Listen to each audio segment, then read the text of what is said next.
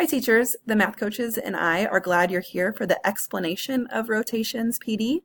So let's get started. I'm going to jump right in and just go through the rotation consistent practices that can be found in the SACS Common Practice document.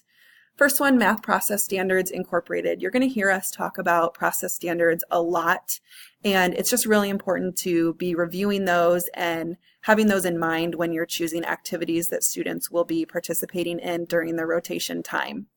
Toolkits taken with students to rotations. This is a habit that you will want to get yourself into as well as have students get into right at the beginning of the year. The idea that the toolkits are an extension of themselves as a mathematician. They're there anytime the student feels like it would benefit them to use.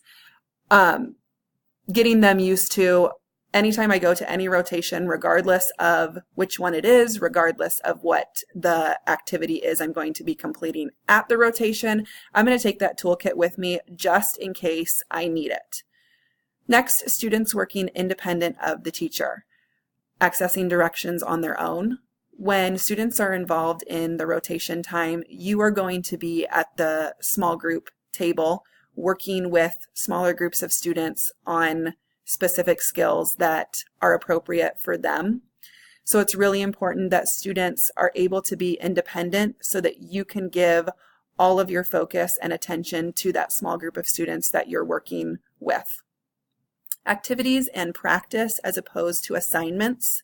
When you think about rotations, instead of thinking my students go to this rotation and complete XYZ, my students go to this rotation and complete this worksheet. Think of it more as what can they do at this rotation that is going to be a practice or an activity to help them strengthen whatever the skill is that they're working on at that time. The next one being 45 uninterrupted minutes. SACS has adopted a 75-minute math block. However, the 75 minutes are not uninterrupted, but the 45 minutes are. So when you think about planning your math block and you think about looking at the time that you have in your day, we want those 45 minutes of rotation time to be uninterrupted consecutive minutes where you can have all of your attention in small group. Students can have all of their attention in rotation activities and not having to worry about stopping and starting back up. The use of common vocabulary for rotation names. Our 5 rotations are unit of study, hot topics, digital, problem solving, and fact fluency.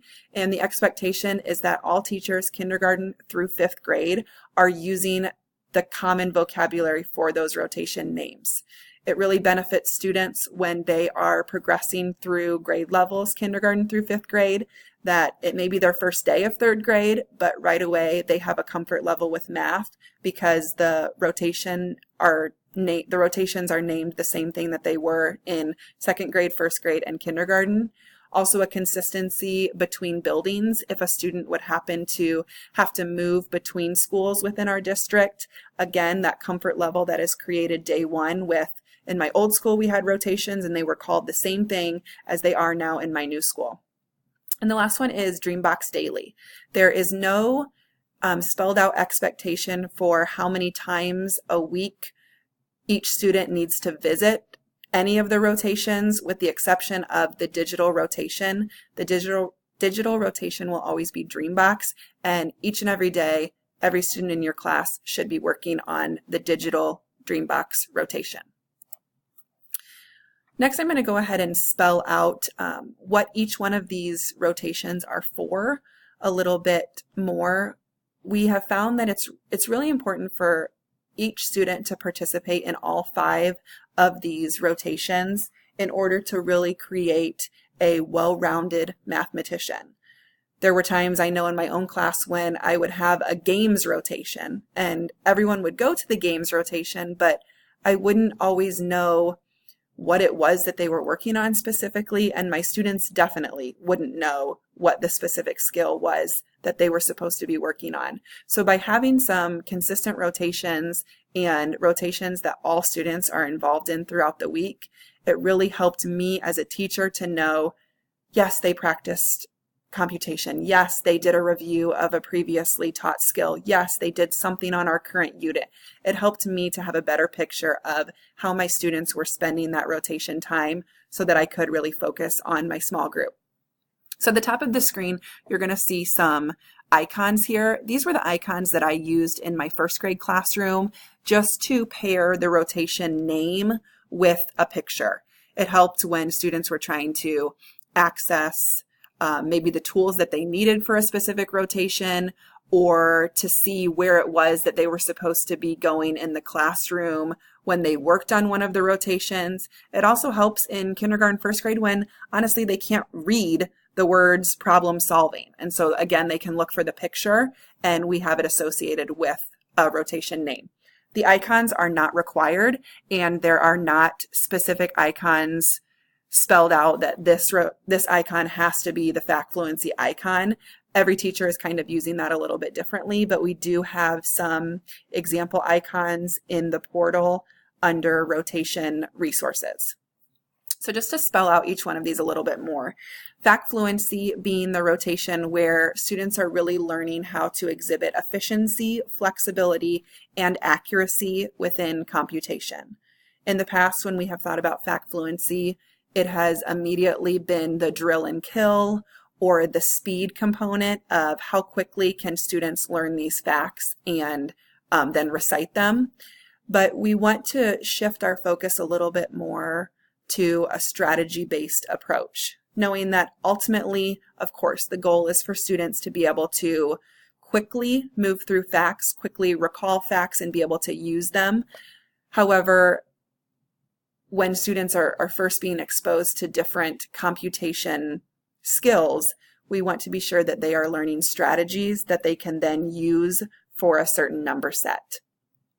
The next rotation, unit of study, think of this one as the targeted skill. Think of it as a carryover and an extension from the mini lesson. If the mini lesson is too difficult or too easy for a certain set of students, you can think of unit of study as an extension from your small group with them. It should just always be the same strand that you are working on for your small group lesson. So most often it was whatever my standard was being taught during my mini lesson, my unit of study was some variation of that same skill, but I would often differentiate it depending on a student's academic level. The next rotation, Dreambox, digital. You'll notice I have Dreambox written there because we often say it really should just be named Dreambox. So the digital rotation is always the adaptive learning feature of Dreambox that individualizes students' academic needs.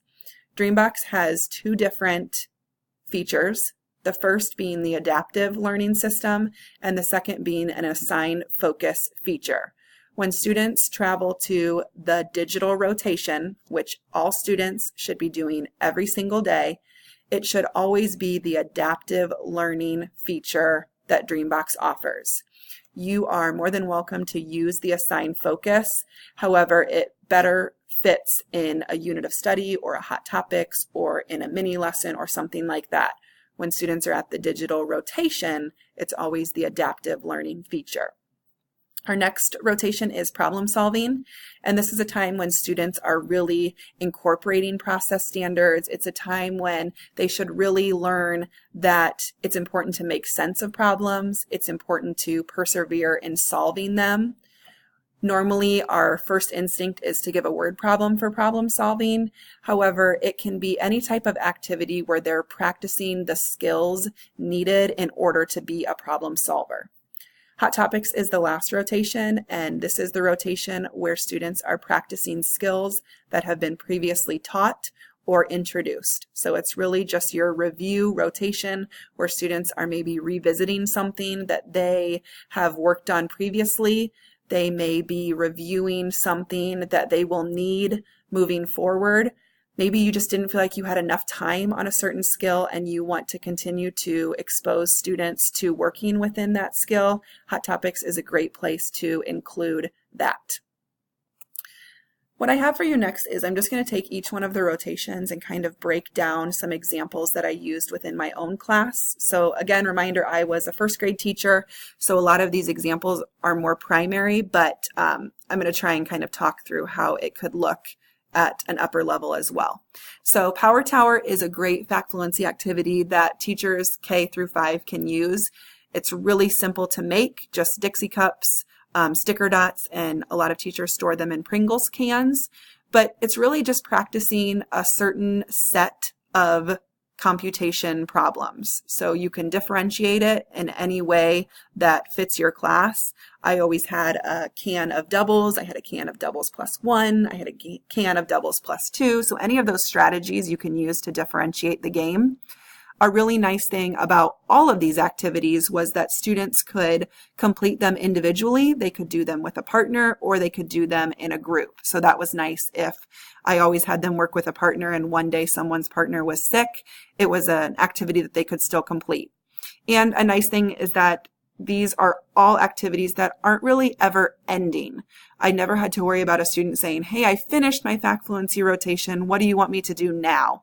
Because I could easily say, start it over again, knowing that each time they play it or complete it, it's going to look a little bit different and they're going to get something different out of it. The next one is a clothespin paper plates activity. So the circle that you see here would be a paper plate, and then students would have clothespins. And in like a kindergarten or first grade level, they may match a numeral on a clothespin and clip it right on the paper plate, matching whatever dots represented the same numeral. So if I had a clothespin with the numeral 3, I would clip it right here on the picture of 3 dots. You could also do this with number sentences. So instead of having dots, I could have, maybe I could have, 14. And my clothespins would have 7 plus 7 or 10 plus 4 or any of those that would equal a sum of 14, and they could clip them on there. That was nice because then students could start to recognize number sentences that go together, fact families, a lot of ability to differentiate with those. And the last one that I used a lot was the Flash to Pass app.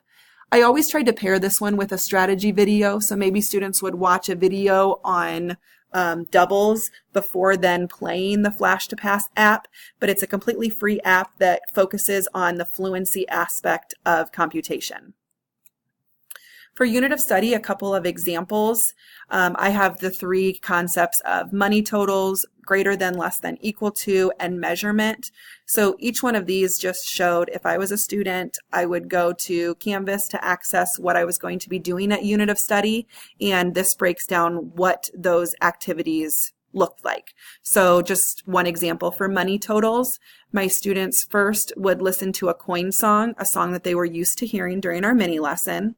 Then they would watch a YouTube video that was teaching them all about incorporating coins when counting totals. And then there was a link to an online game where they had to practice actually counting money. So that's just one example of what a unit of study could look like. Digital, just to break down Dreambox a little bit more. A lot of people say, why Dreambox? How did we land on this program? Some great things about Dreambox is that it's a standards-based program, so all of the activities are standards-based. There are individualized lessons, so you will notice that each one of your students are going to complete the lessons in their own personalized progression. The fact that it's adaptive, Dreambox is constantly going to be collecting information from what it sees your students do, and it's either going to move them forward and challenge them, or it's going to take them back to reteach some content that it deems necessary. There are some nice features. There are class reports. There are individual student reports. It can show you the total number of standards a student has met, the number of lessons that they are progressing in, how much time they've spent on those lessons, a lot of great things there. There is also a teacher hub that can provide you with some PD, some webinars, some good ideas for motivating your classroom, and even setting some goals. Okay, there are 2 rotations left to talk about, problem solving and hot topics.